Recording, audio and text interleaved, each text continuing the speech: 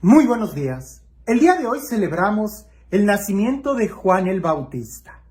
Y es una fiesta un poco singular porque usualmente nosotros no celebramos el nacimiento de ningún santo. Claro, en tu mente inmediatamente vas a decir, pero si celebramos el nacimiento de Jesús y el de la Virgen María también. ¿Y el de quién más? El de Juan el Bautista. Y párale, ya casi no celebramos los nacimientos. Lo que celebramos en la vida de los santos es el día en el que ellos llegaron al cielo, porque eso sí es para celebrar los méritos que ellos realizaron. Para nacer todo es don y gracia, pero para llegar al cielo hay que esforzarnos. Pero el nacimiento de Juan el Bautista se celebra de manera singular. Una, porque es necesario celebrarlo en cuanto a que es el precursor de Cristo. Es decir, es como parte del ministerio de Jesús. La vocación de Juan el Bautista desde su nacimiento fue muy clara, el prepararle el camino al Señor. Ahora, dos detalles para que lo tengas en mente y te sorprendas. El día de hoy resulta que es el día más largo del año. No me refiero a que tenga más de 24 horas. Me refiero a que la luz del sol es el que ilumina más. A partir de este día, la luz del sol se va a ir haciendo cada vez más corta, más corta. Casi no nos damos cuenta, pero es un hecho. Y resulta que el 24 de diciembre, o en la noche o en la madrugada del 25 de diciembre, es la noche más larga. Es decir, cuando el sol tarda más en salir. Son dos detalles muy curiosos, que justo en el día más largo Juan el Bautista nace y él que dice que conviene que él vaya viniendo a menos para que crezca Jesús, y en medio de la noche, en medio de la tiniebla, es cuando nace la verdadera luz resplandeciente, y a partir del nacimiento de Jesús es cuando entonces, poco a poco, el día va a ir haciéndose cada vez más y más grande.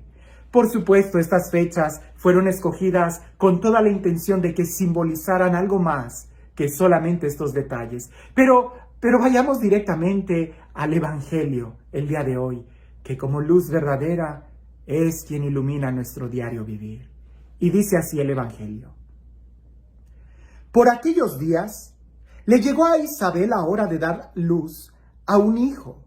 Cuando sus vecinos y parientes se enteraron de que el Señor le había manifestado tan grande misericordia, se regocijaron con ella.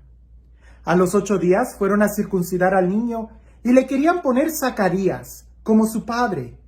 Pero la madre se opuso diciéndoles, no, su nombre será Juan. Ellos le decían, pero si ninguno de tus parientes se llama así. Entonces le preguntaron por señas al padre cómo quería que se llamara el niño. Él pidió una tablilla y escribió, Juan es su nombre. Todos se quedaron extrañados. En ese momento Zacarías se le soltó la lengua y recobró el habla y empezó a bendecir a Dios. Un sentimiento de temor se apoderó de los vecinos y en toda la región montañosa de Judea se comentaba este suceso. Cuando se enteraban de ello se preguntaban impresionados, ¿qué va a hacer de este niño? Esto lo decían porque realmente la mano de Dios estaba con él. El niño se iba desarrollando físicamente y su espíritu se iba fortaleciendo, y vivió en el desierto hasta el día en que se dio a conocer al pueblo de Israel. El día de hoy también nosotros podemos celebrar que la esterilidad ha sido vencida. Muchos comentan de Isabel. Isabel, una mujer avanzada en edad, una mujer que no había tenido hijos, una mujer que era estéril, y su esposo Zacarías, que también estaba muy avanzado en años. Sin embargo, Dios tiene misericordia. Y el día de hoy, que celebramos el nacimiento de Juan el Bautista, es también celebrar que la esterilidad ha sido vencida. Pensar solamente en la esterilidad física es una forma muy pobre de leer este Evangelio. Porque la riqueza que Jesús nos da, que la palabra de Dios nos da, que las promesas de Dios nos dan, no son solamente para una vida material, sino más bien para una vida que va a rebosar completamente en alegría en todas las áreas de tu vida. Ahora, la esterilidad vencida queda muy claro en Isabel. Ella está dando a luz a un niño, a un hijo, a su hijo. Pero también la esterilidad de Zacarías. Porque a pesar de que él era sacerdote, a pesar de que era muy ritualista, a pesar incluso de que tenía acceso al lugar santo del templo, le costaba creer. Acostumbrado a tener una vida un poco ya organizada ya dentro de una caja, le costó entender el mensaje del ángel y ante la duda se quedó mudo y sordo. Porque eso es lo que sucede cuando alguien duda de Dios. Ya no tiene nada que decir. Y mientras tú no des el paso de fe, tampoco vas a tener nada que escuchar. Y cuando no escuchas la palabra de Dios, cuando no escuchas las buenas noticias, cuando no das el paso de creer, tu vida se va llenando de esterilidad, de amargura. No hay palabras buenas, alabanzas que salgan de tus labios. Por eso, ante la duda e incredulidad de Zacarías, se quedó mudo. Así como lo escuchas. Si leemos la anunciación de Juan el Bautista a Zacarías, nos vamos a dar cuenta que en el momento en que Zacarías duda, se queda mudo hasta que cree, hasta que ya está viendo todo cumplido, hasta que vuelve al templo para circuncidar a su niño. Y entonces ahí sí, regresa al templo con su hijo en brazos. Y cuando le van a poner el nombre, es cuando entonces él empieza a bendecir a Dios. El nombre en la Sagrada Escritura ya hemos explicado en otros momentos que es importante porque simboliza la persona. Es como una especie de invocación de la persona.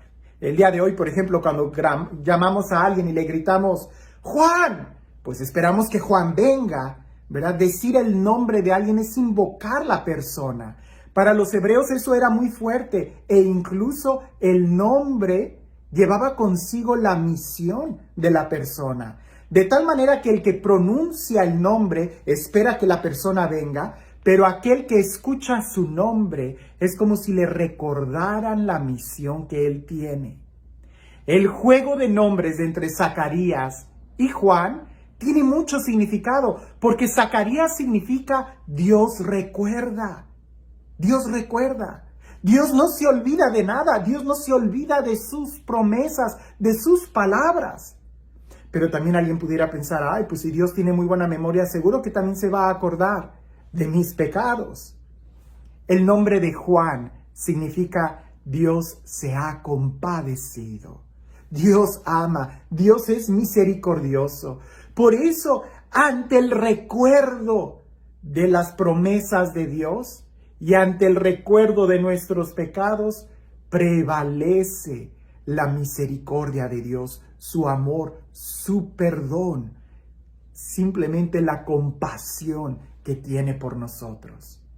En este evangelio nosotros podemos ver los pasos para salir de una vida estéril, es decir, de una vida amargada, es decir, de una vida sin sentido. ¿Qué hacer para salir de una amargura, para salir de esa esterilidad? Bien, número 1, espera. Así es, tanto Zacarías como Isabel esperaban en la promesa de Dios. Esperar también implica el recordar. Alguien que olvida ya no espera. El que recuerda está esperando. Tú no olvides las promesas que Dios te ha dado. Tú no olvides la palabra de Dios. Tú no olvides quién eres para que puedas esperar. El segundo paso es creer. Creer. Porque el que cree, recibe. Y es ahí donde entra el nombre de Juan. Si tú eres capaz de creer, vas a darte cuenta que no depende tanto de ti, sino en el amor que Dios te tiene, que Dios es compasivo, que Dios te ama. Nuestra espera, nuestra expectación va a tener una respuesta no por lo que yo haga, no por mis méritos, sino porque Dios es bueno. Y la manera en cómo yo puedo empezar a disfrutar de manera anticipada esto es empezar a alabar a Dios, a bendecir a Dios. No hay mejor remedio para romper la esterilidad y la amargura de una vida que la alabanza, que aquel que es capaz de alabar y confesar que la misericordia de Dios es mucho más grande que el recuerdo que Él tiene de nosotros. Porque Dios es misericordioso, nos recuerda, pero nos recuerda con amor. Y este Dios, el Dios del amor, el Dios de la vida, el Dios de la paz, el Dios de la misericordia, que sea Él quien el día de hoy te bendiga, en el nombre del Padre, del Hijo y del Espíritu Santo. Cuentan por ahí que un edificio de departamentos se estaba quemando, pero resulta que había un hombre bien despistado ahí, que cuando se da cuenta que ya estaba todo en llamas, lo único que hizo fue salir al balcón. Todos los vecinos ya estaban abajo, excepto él, y él ya no podía regresarse porque las llamas, el fuego ya había abrazado las escaleras, el elevador y todo. Pues resulta que sus vecinos agarraron una sábana y estaban en la parte de abajo diciéndole a su vecino, a su amigo, salta, salta, que te vas a quemar. Y aquel que los veía desde arriba decía, no, ustedes siempre me hacen bromas. Seguro que si yo salto, ustedes van a quitar esa sábana y yo voy a caer directo al suelo. Y le decían, pero estás loco, esto no es ninguna broma, salta ya. Y aquel hombre decía, no, ustedes van a hacer que yo quede en ridículo, mejor dejen la sábana en el suelo, retírense y yo brinco. Así no funciona. A veces nosotros queremos hacerle a Dios o queremos decirle a Dios qué es lo que haga con nosotros. Y si Dios nos obedeciera, sería tanto como nuestra autodestrucción. El creer en Dios es creerle a Él y en la forma en como Él quiere. Porque la mejor forma de haber sanado la esterilidad de Zacarías y de Isabel fue con Juan el Bautista. 20 niños no hubieran hecho lo que Juan el Bautista hizo. Y la alegría que les produjo Juan el Bautista a Zacarías y a Isabel no se la hubieran dado 20 niños. Lo que a nosotros nos toca es simplemente esperar, recordar en la palabra de Dios, creerle, recibir su compasión y alabarlo. De esa manera seremos libres y disfrutaremos en plenitud nuestra vida. Que tengas un excelente día.